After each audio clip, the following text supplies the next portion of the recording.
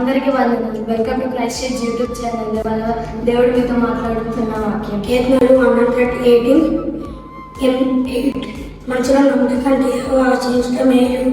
మనం ఈ లోకంలో బాధలు వచ్చిన శ్రమలు వచ్చినా ఎవరికి చెప్పుకుంటాం?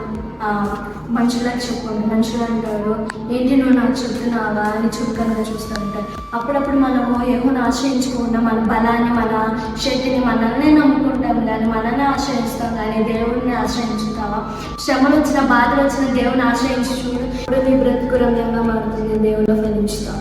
ఈ దేవుడు ఈ వాక్యం మీలో ఫలించినది కోరుకుంటు అందరూ